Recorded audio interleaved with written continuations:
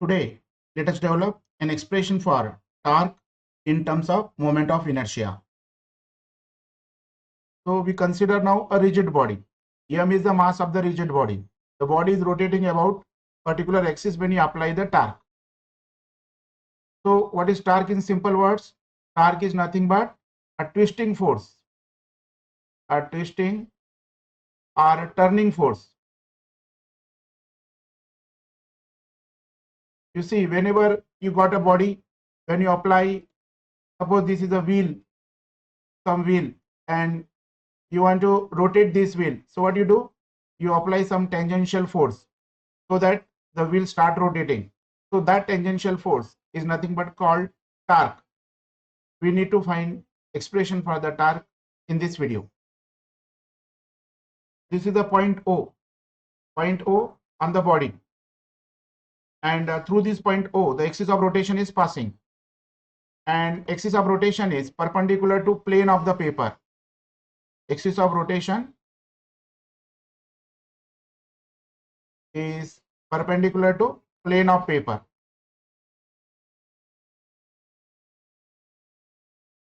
You see, the torque symbol is like this. This is called as the torque. So torque is denoted by this symbol. So we need to find out expression for the torque. And one more thing, we assume that the body is rotating with uniform angular acceleration. So alpha is nothing but uniform angular acceleration. So the body is rotating with uniform acceleration alpha. Now we need to find expression for tau.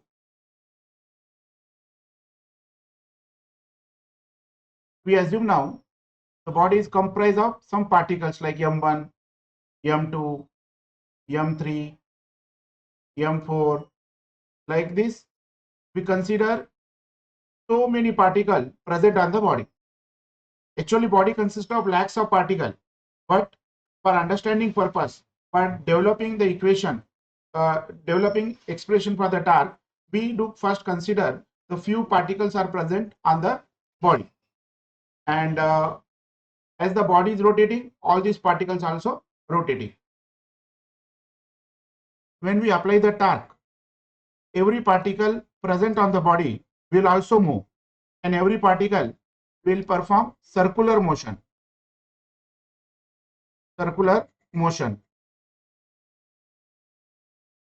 But the radius of every circle is not same. All particles are not equal distance from the axis of rotation. Therefore, the radii of circular motion is also not same. Implies the different particles present on the body will perform circular motion with different radii. We have to note down some important points. First important point, body is rotating with uniform angular acceleration. Second point, as the body rotates, every particle performs circular motion. And the third important point, every particle has same angular acceleration.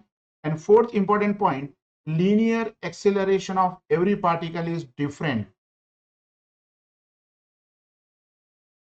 Now, axis of rotation is passing to the point O. So now what you do, you join every particle with point O like this.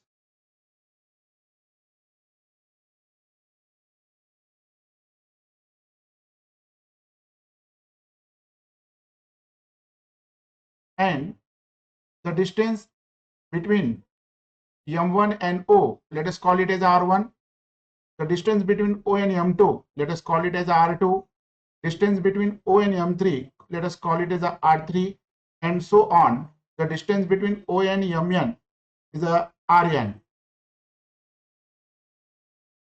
So R1 is the perpendicular distance of M1 from axis of rotation. Similarly, R2 is perpendicular distance of M2 from axis of rotation, and so on. Rn is perpendicular distance of Mn from axis of rotation.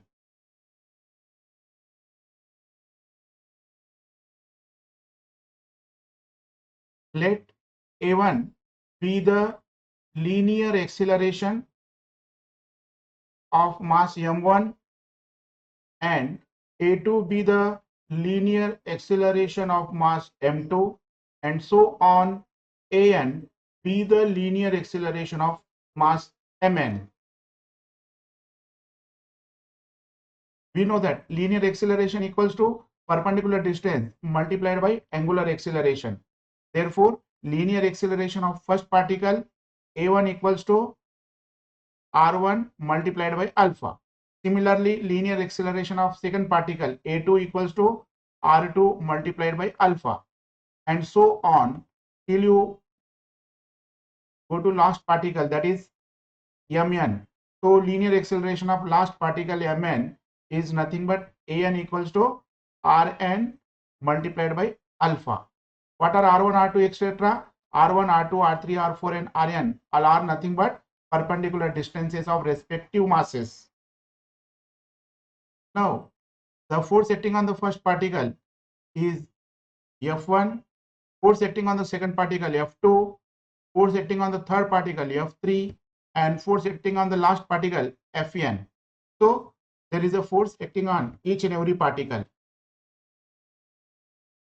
Since force equals to mass multiplied by linear acceleration, therefore F1, force acting on the first particle F1 equals to m1 multiplied by r1 multiplied by alpha. Force acting on the second particle F2 equals to m2 r2 multiplied by alpha, and so on. Force acting on the last particle Fn equals to mn rn multiplied by alpha. Now here recall the formula for the torque. Torque is nothing but vector r cross vector f. In this diagram, the angle between r and f, r1 and f1 equals to 90 degree. Similarly, angle between r2 and f2 equals to 90 degree. So in general, here in this expression, torque equals to r multiplied by f and sine theta, and so tau equals to magnitude of tau equals to r f and sine 90. Therefore tau equals to rf multiplied by 1.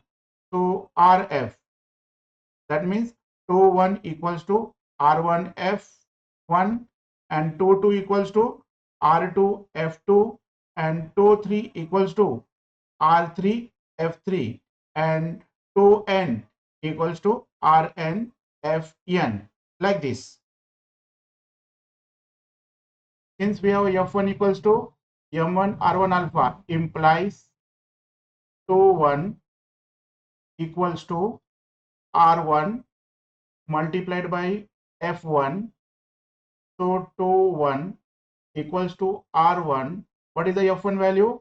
m1 r1 alpha.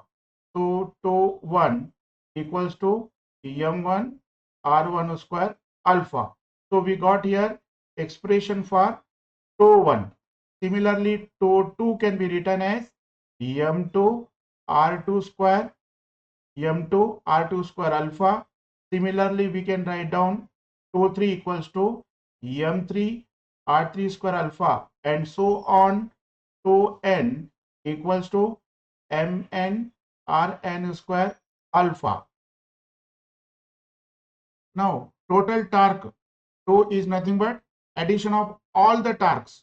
So that is tau 1 plus tau 2 plus tau 3 and so on plus tau n. Therefore tau equals to tau 1. What is the value of tau 1? That is m1 r1 square alpha. What is the tau 2? Tau 2 nothing but m2 r2 square alpha. And what is the tau 3? m3 r3 square alpha, and so on till last one, that is mn rn square alpha. So now what you do? You take down alpha common. So we get here m1 r1 square plus m2 r2 square plus m3 r3 square and so on plus mn rn square. This can be further simplified as tau equals to alpha, and the entire thing in the bracket can be written in the short form summation I equals to 1 to n mi ri square.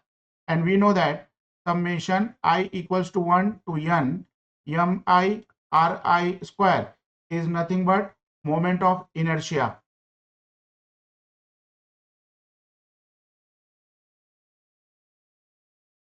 of the body about the given axis of rotation. Therefore, tau equals to alpha multiplied by I r. We can also write tau equals to I alpha.